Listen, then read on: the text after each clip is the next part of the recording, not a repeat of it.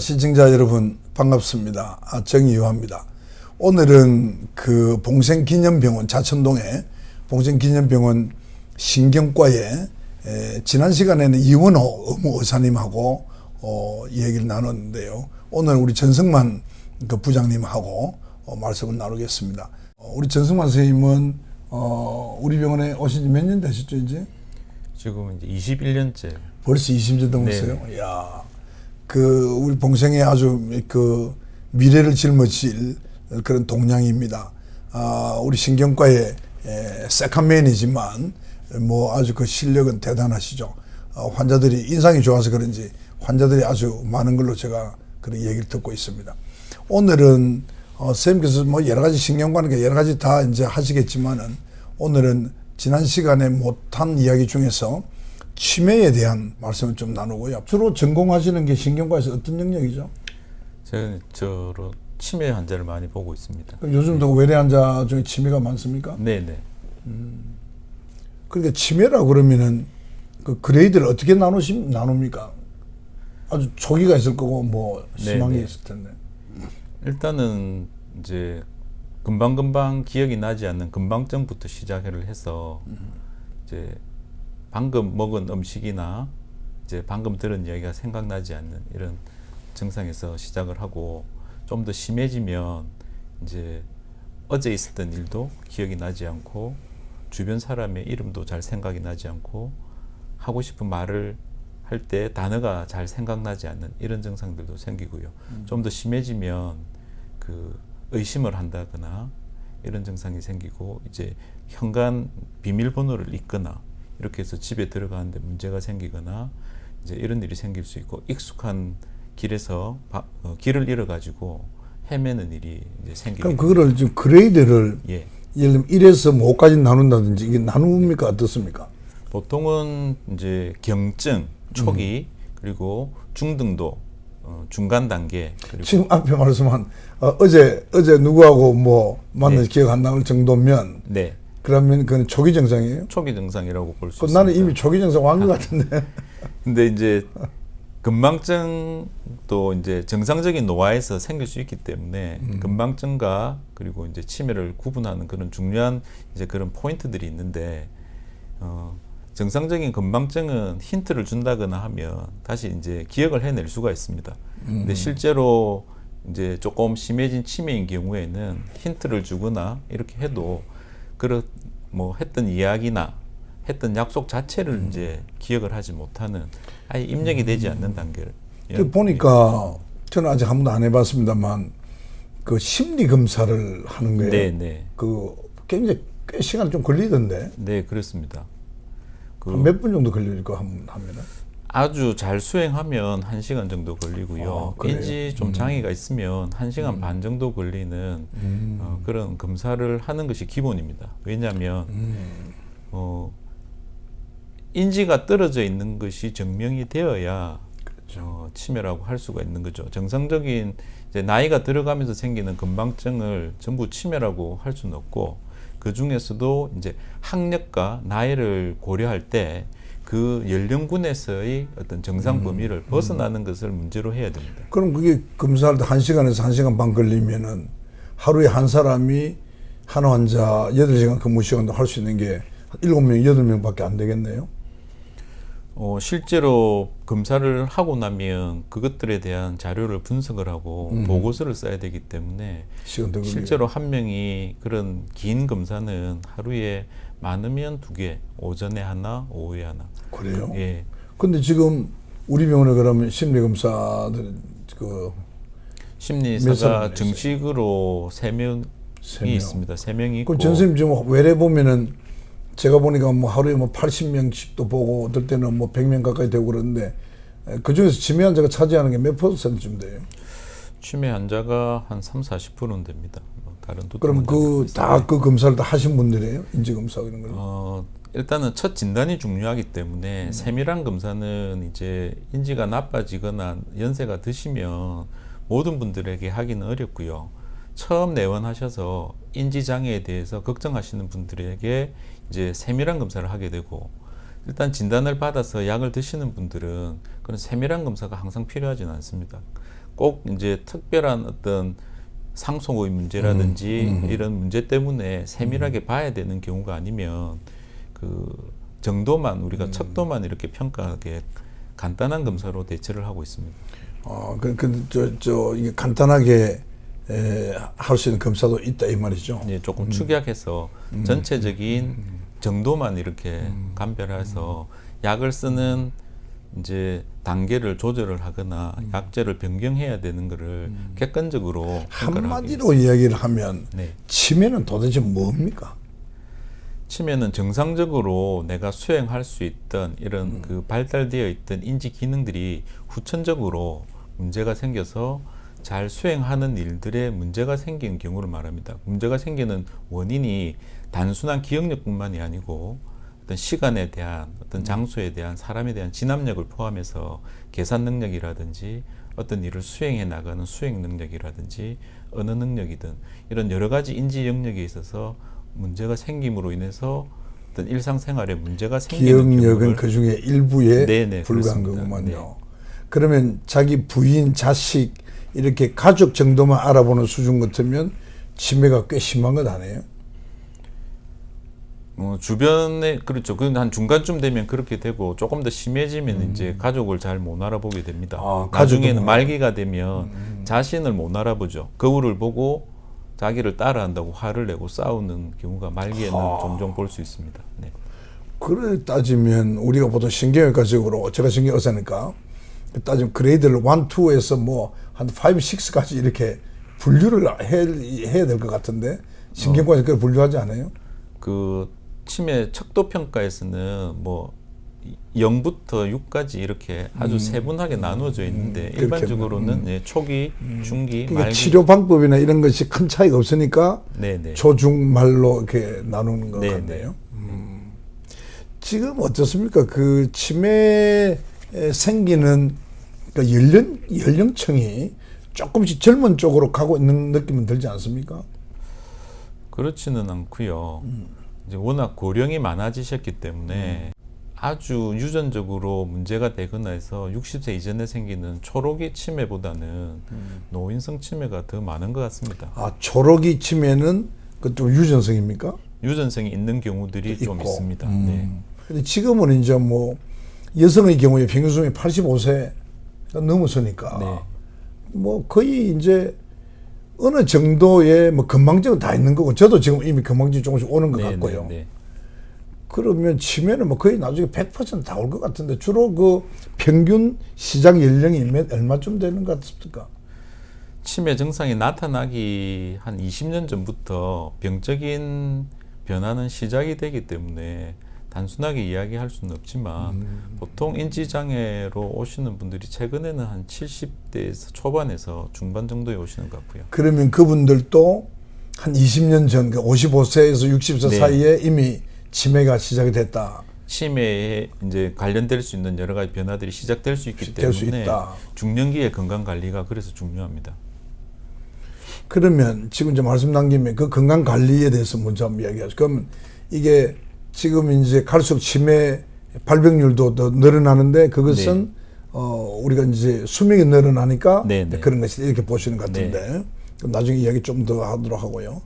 그러면 어떻게 하면 그걸 좀 조심해야 된다고 어떤 걸 조심해야 된다고 볼 수 있습니까? 그래서 이제 치매에 대해서 관심이 많은 부분은 치료에도 집중되어 있지만 어차피 진행되고 나면은 아직까지는 명확한 치료가 없기 때문에 예방을 하는 것이 제일 중요하다고 할 수 있습니다. 예방을 하는 데 있어서 이제 중요한 부분이 그 인지 예비능이라는 게 있습니다. 인지 예비능이라는 것은 그 우리의 뇌가 가지고 있는 그런 어떤 가소성이나 가지고 있는 그런 용량 자체를 늘려줄 수가 있기 때문에 조기에 젊어서는 아주 열심히 공부하는 것이 굉장히 중요합니다. 그리고 중년에는 이제 고혈압이나 당뇨나 고지혈증 같은 그런 성인병을 예방하는 것이 굉장히 중요하고 왜냐하면 그런 것들이 연관돼서 내 혈관에 병변이 생길 수 있기 그렇죠. 때문에 그런 혈관성 인자를 예방하는 것이 굉장히 중요하고 그래서 머리를 다치지 않게 뇌를 보호하는 것들이 굉장히 중요합니다. 요즘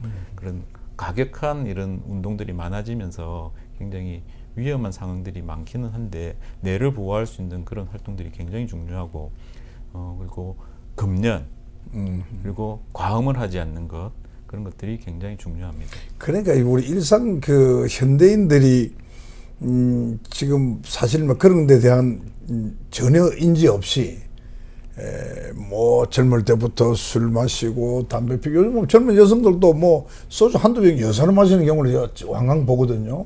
이게 이제 굉장히 늘어나니까 그렇고 그러니까 자기는 그게 이제 고혈압, 당뇨 이런 거하고도 다 관계가 되고 네네, 하니까 그렇습니다. 그러니까 우리가 일반적으로 말하는 성인병들 뭐 뇌졸중이나 고혈압, 성모, 출혈이나 뭐 이런 것들도 다 그거와 관계되니까 네. 따지고 보면 그런 것들이 전부 다 이제 뭐 심장 질환, 뇌 질환 또 이제 나아가서 이제 치매까지 가져온다 네네, 이렇게 볼 수 있고 그렇구만요.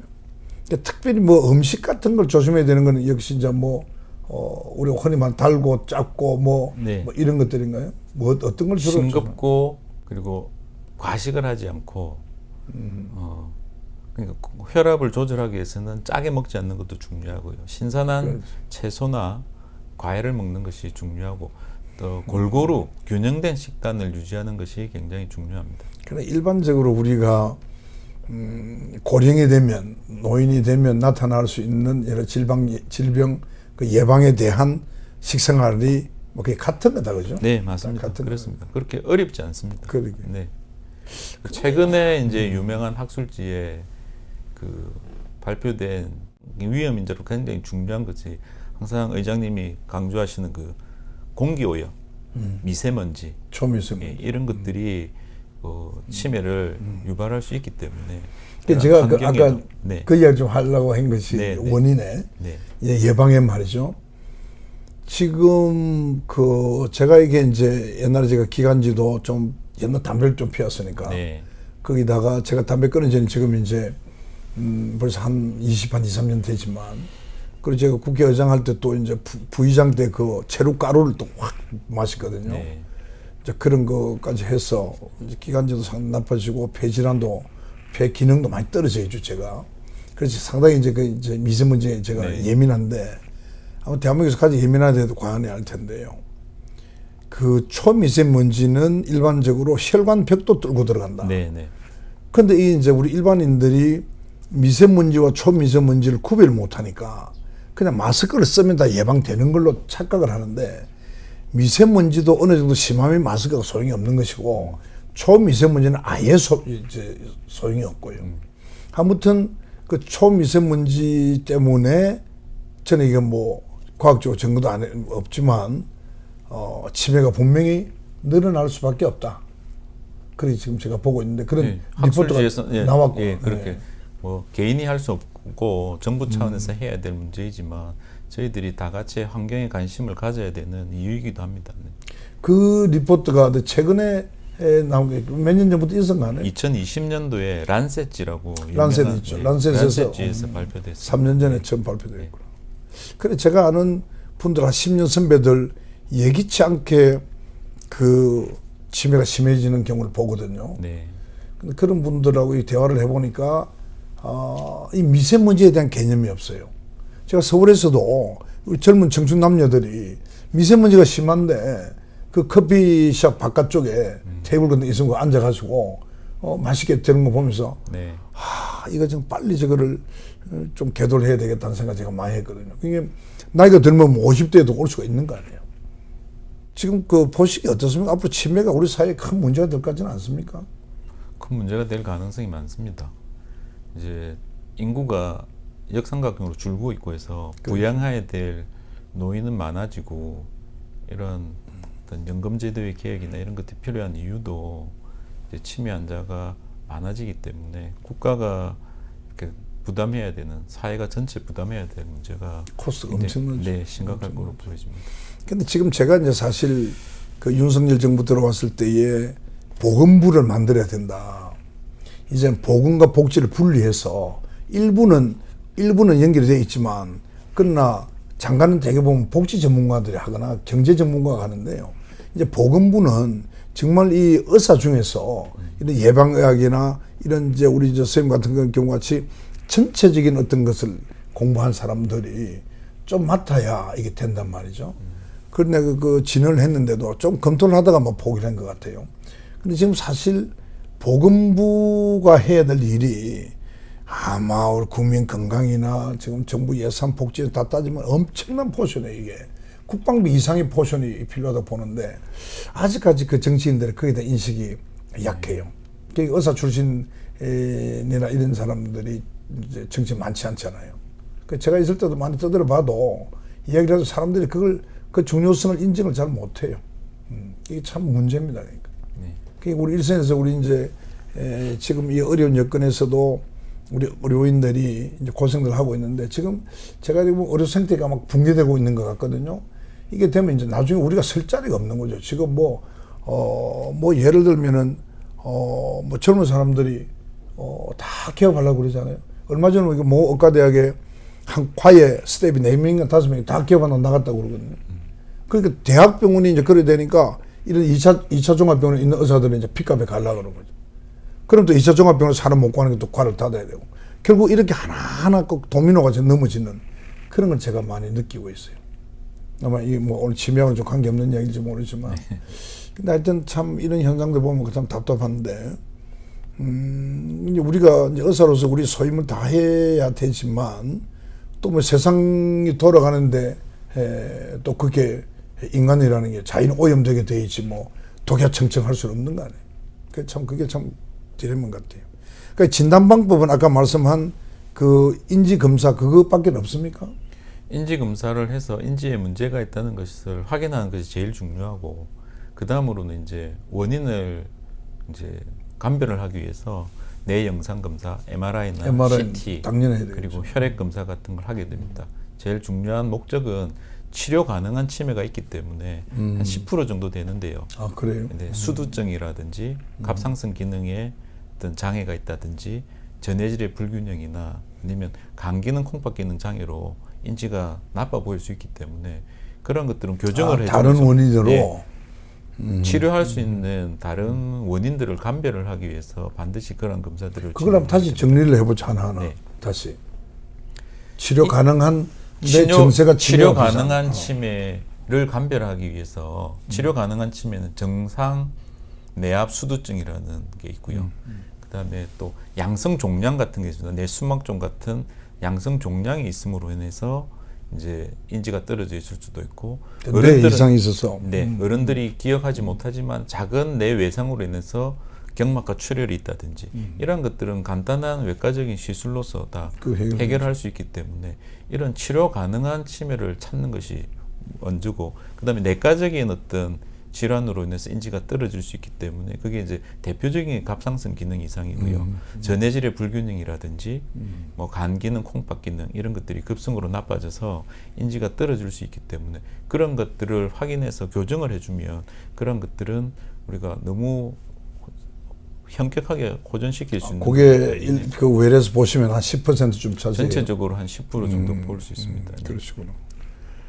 그 사실 이제 아까 노멀 프레셔 하이드로 이야기를 했는데 그게 이제 압력이 정상적인 이제 수두가 있다는 건데 그것도 이제